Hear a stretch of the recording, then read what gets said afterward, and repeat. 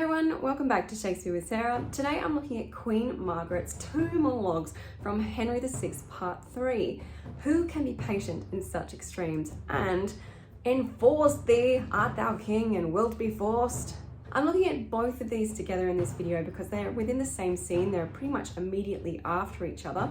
The first one is a good option if you need something slightly shorter. The second one is more popular and is a very powerful one, but it can be a little bit overwhelming if you haven't looked at the history plays or if you're new to Shakespeare. So hopefully within these two, you can choose something that works for you. In this video, I'm going to talk about the context for the scene in these 2 monologues, a little bit about Margaret's character, and looking at some of the acting choices as well as the line-by-line breakdowns for both monologues and a reading of both at the end. So it might be a little bit of a bigger video than usual, but of course you can skip ahead if you're not looking at both of the monologues. I always recommend looking at both though when they're in the same scene because it really gives you the insight into what is going on for the character. I've also done a character analysis / kind of journey overview video for you on Margaret, which explains her journey throughout the 4 different plays that she appears in. So that will hopefully give you some insight into her generally, especially because there are not a lot of resources out there. Easiest way in terms of other resources is to watch The Hollow Crown, but keep in mind it's a very specific kind of version of her, and that's just one version. You do not have to do it the same as Sophie Okonedo. Sophie Okonedo. So let's jump straight into context. This is from a history play, so the context is pretty big. I'll just give you a little insight into what has happened in Henry VI, Part 2. This is all about kind of civil war. Basically what's happened is that Henry VI is not a particularly strong king, and he has been met with a challenge from Richard Plantagenet, Duke of York, who thinks that he has a rightful claim to the throne based on his lineage. And they have a whole scene where they kind of explain why he does have a reasonable claim to the throne. From that point, there's a division within the court and within England itself, and there is a huge battle at the end of the play where Richard is kind of looking like he's gonna win. So part 2 has a little bit of a cliffhanger ending where they're kind of in the middle of the war and they're like, yeah, we're gonna win this thing. And then part 3 takes up where part 2 left off. So they've been fighting Henry VI and Queen Margaret, and now his son that's appeared out of nowhere have kind of run away. And Richard, Duke of York, is kind of sitting on the throne going, you know what, I'm gonna take this thing. Henry VI comes in, encouraged by his cronies, and kind of says, get off my throne. And Richard says, make me. And Henry VI kind of proposes that what if, instead of all these people dying because we're having these massive battles, how about I reign until I die, and then after that point, you and your family take over. You get to be king after I die. And Richard thinks about it and says, okay, fair enough. Nobody is happy with this arrangement, okay, by the way, nobody likes it. But, you know, to be fair, both of them kind of trying to solve a problem and not kill lots of people. So, well done to them. Queen Margaret was not present when this arrangement was made. So in this scene where these monologues occur, she has heard about what's been agreed upon and she comes to let rip at Henry for being a rubbish king and a rubbish husband and a rubbish father. Because, surprise, Henry and Margaret have had a son somewhere between part 2 and part 3. Part 2, they didn't have a son, and then part 3, suddenly they do. Time is a relative concept in these plays. Do not try and figure out the timeline. But in any case, this is a huge motivator. It's something that drives Margaret because she wants success and security for her son, because in securing that, she secures herself, but also it's her son, she cares. So don't think of her necessarily as a villain. Sometimes she's kind of painted as this villain, but actually she's a very rich character that is fierce, comes from a really strong family and has married into this, she didn't know Henry before she married him, and he's turned out to be kind of a wuss and a poor king, a rubbish king. So in these monologues, she tells him what she thinks of him, which she hasn't done up until this point. In terms of your acting, as I mentioned, try not to think of her just as a villain. She is definitely in this play fierce. I would describe her as fierce. Sometimes that comes across as angry, nasty, vindictive. She is all sorts of things throughout the play, but try not to kind of label or box her too much because it doesn't help you as an actor. She has that strong driving force of wanting the best for her son, and in the course of this scene, she goes from kind of just resenting Henry and being angry at him to kind of taking her power back, deciding what she's going to do. By the end of that second monologue, she basically writes him off and says, you know what, I'm not going to let you near me. And she kind of takes over from that point on. So in the course of these things, you need to be thinking about, when is she making those decisions? How is she feeling about her own lack of power? And how is she thinking? What is she deciding about taking her power back? How does that work in her mind as she's speaking? The other thing I would challenge you to think about in terms of acting is specificity. Often what happens in these history play monologues is that because it's very hard to research them, when we talk about events or people that are happening around them, it often kind of sounds like blah blah's doing this, and there's no kind of connection, attachment, memory, specificity attached to those people or those events as they're speaking them. So you really need to challenge yourself to think about, how do I feel about this person? How do I feel about this event? What does it mean to me and my security as Margaret? And the other thing, of course, is just try not to get locked in one kind of emotional blur of being angry at him. You need to think about beats and variety. How does it shift? When is she making decisions? Where are the gear changes? I'll try and point out the beat shifts as I go along in the line by line breakdown, but if you don't understand what I mean by that sort of thing, I talk about that a bit more in my 5 top tips video, and I've also been talking about it a lot on Instagram, so come and watch that video and come and join me on Instagram because I'm breaking down more stuff there as well. So let's jump into the line by line breakdown for who can be patient in such extremes. With both these monologues, she's responding to something that Henry has said. She basically, this is a funny beginning to a scene because she comes into the room and she's terrifying him, and Exeter, one of the other dukes, is like, oh, here comes the queen whose look bewray her anger, I'll steal away. And Henry says, Exeter, so will I. So basically they're like, oh my God, she's coming, run! So you can imagine the kind of power on her face. So she is attacking him physically, storming into the room. So practice that, I would say, as part of your rehearsal. She says, nay, go not from me, I will follow thee. Henry says, be patient, gentle queen, and I will stay. And she's responding, who can be patient in such extremes? So she's saying, it's obvious how I can't be patient with all this going on, but just notice that she's saying, this is ridiculous. This situation is just beyond what anyone could expect to tolerate. Now, she says, ah, wretched man. This is a guttural sound. Ah, it's like, oh. So don't go like, ah, wretched man. Ah, like however it connects to you. Ah, whatever you think. Ah, wretched man. Would I had died a maid and never seen thee, never borne thee son, seeing thou hast proved so unnatural a father.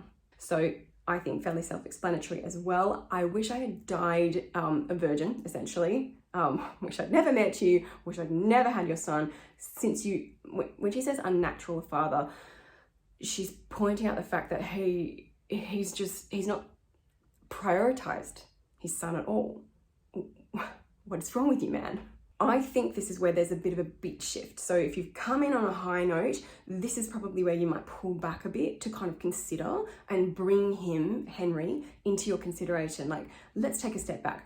Did he deserve this? So she says, hath he deserved to lose his birthright thus? So she's talking about his right to be the king, the next king. Hadst thou but loved him half so well as I, or felt that pain which I did for him once, or nourished him as I did with my blood. So this is referring to the pain of birth. Thou wouldst have left thy dearest heart blood there, rather than have made that savage duke thine heir, and disinherited thine only son.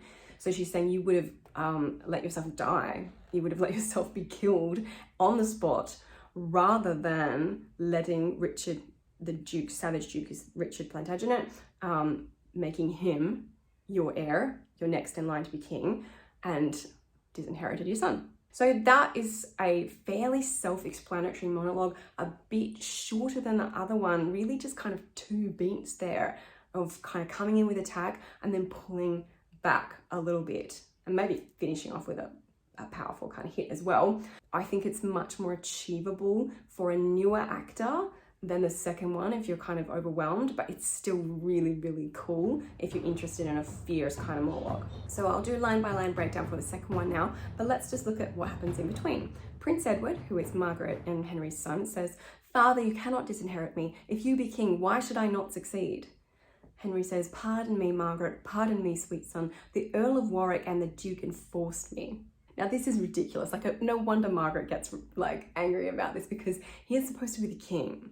Keep in mind that, so Henry was not a strong king. He was made king at 9 months old and had a lot of people around him that were kind of making him second guess his own decisions and trying to pull him this way and that. So he's kind of used to being told what to do. So no wonder he kind of feels like, oh, well, you know, they made me do it. But really, like, you're the king, dude. So again, she's responding in this first line. So remember, I would really practice giving the cue line. If you've got anyone to practice with, get them to give you the cue line so you can like really bounce back off it. You're really snapping back on to what someone has said. "Enforce thee, art thou king and wilt be forced?" So exactly what I just said. You're the king. How is someone forcing you? You're supposed to, like, the buck is supposed to stop with you. "I shame to hear thee speak." So notice here, she's sort of picking up where she left off before. The first monologue is much more about like, I wish I'd never met you. Like, how could you do this? That's the vibe. Like, she's kind of, she just can't believe it. She's bewildered. She's amazed that this is possible.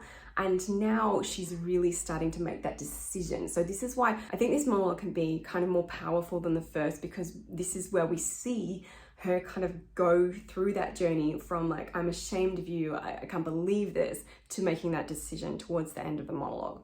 But she's still in that state at this point. "Ashamed to hear thee speak. Ha, timorous wretch." So timorous is kind of like cowardly and small.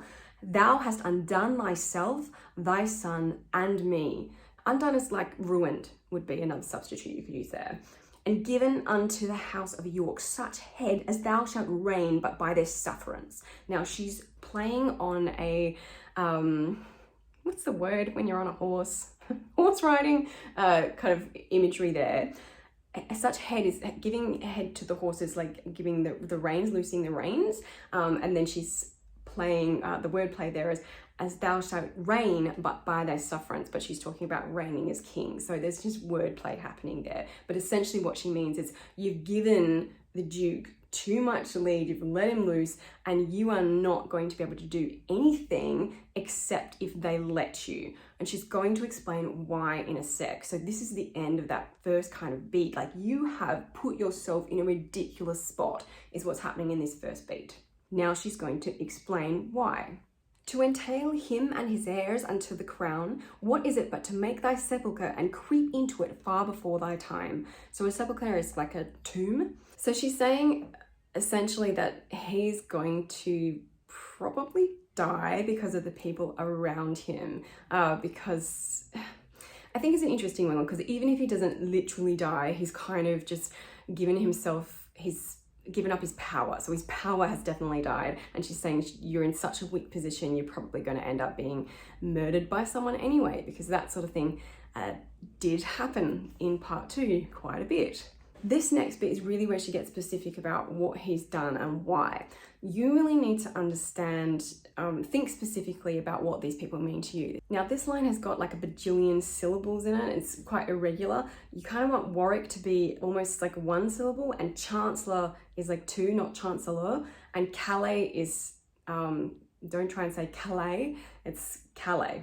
So Warwick is Chancellor and the Lord of Calais. So Warwick was also known as the Kingmaker. He was extremely wealthy and powerful, and basically having him in those powerful positions, because Calais was about,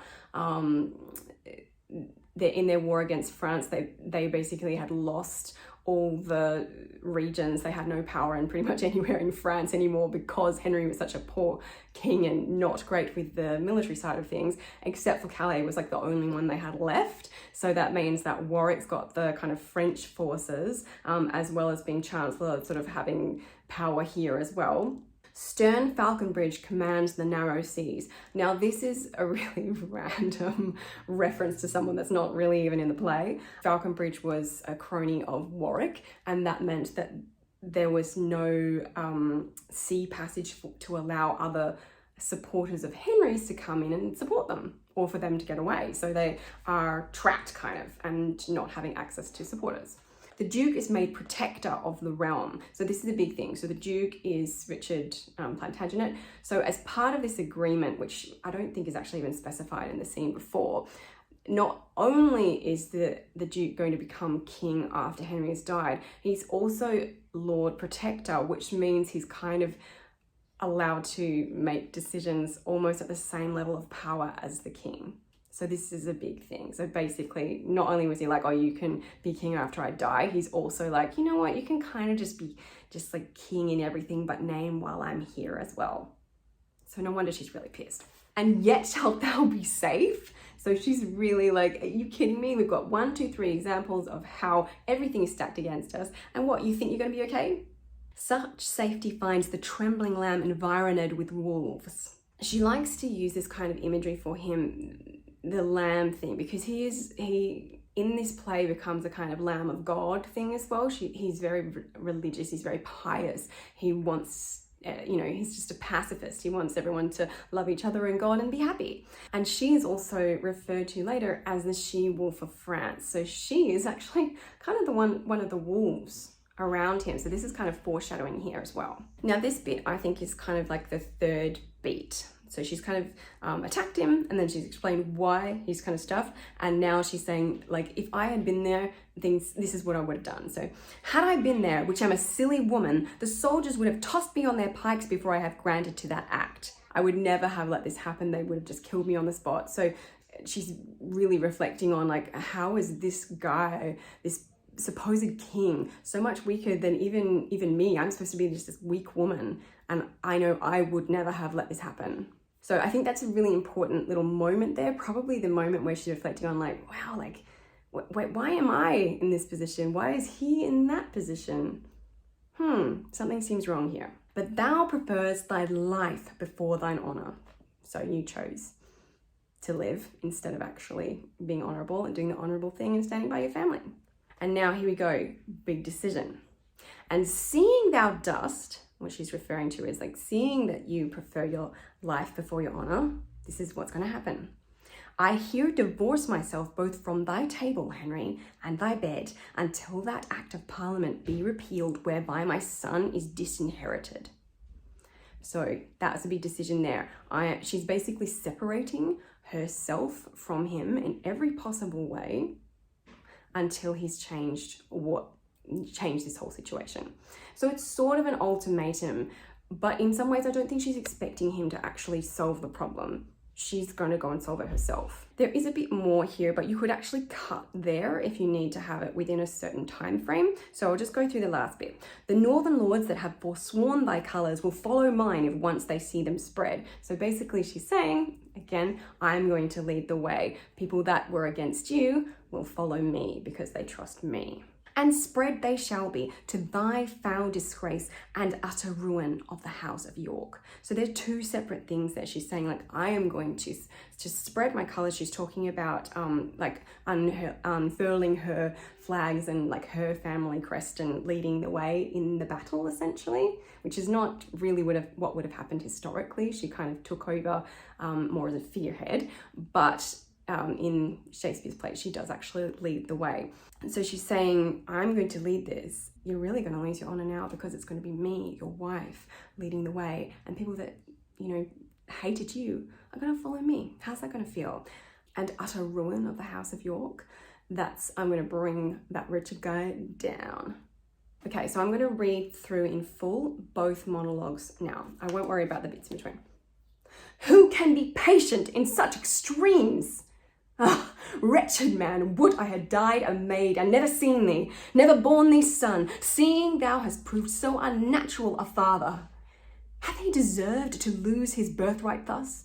Hadst thou but loved him half so well as I, or felt that pain which I did for him once, or nourished him as I did with my blood, thou wouldst have left thy dearest heart blood there, rather than have made that savage duke thine heir, and disinherited thine only son. Enforce thee! Art thou king, and wilt be forced? I shame to hear thee speak. Timorous wretch, thou hast undone thyself, thy son, and me, and given unto the house of York such head as thou shalt reign but by their sufferance. To entail him and his heirs unto the crown, what is it but to make thy sepulchre and creep into it far before thy time? Warwick is Chancellor and the Lord of Calais, stern Falconbridge commands the narrow seas, and the Duke is made protector of the realm, and yet shalt thou be safe. Such safety finds the trembling lamb environed with wolves. Had I been there, which am a silly woman, the soldiers should have tossed me on their pikes before I would have granted to the act. But thou preferst thy life before thine honour. And seeing thou dost, I here divorce myself both from thy table, Henry, and thy bed, until that Act of Parliament be repealed, whereby my son is disinherited. The northern lords that have forsworn thy colours will follow mine if once they see them spread, and spread they shall be, to thy foul disgrace and utter ruin of the house of York. So it's very wordy, that one. You really need to get your mouth warmed up and ready to go. There's a lot of attack there, but really try and find that variety. I'm probably going a bit too fast on that, so you're going to need to sort of try and keep the reins. It's hard because she's very powerful. Once it's ready, I'll link for you the character analysis of Margaret on screen, so you can jump onto that one. That will hopefully help you out in understanding her a bit more. And other than that, I will see you guys in the next video.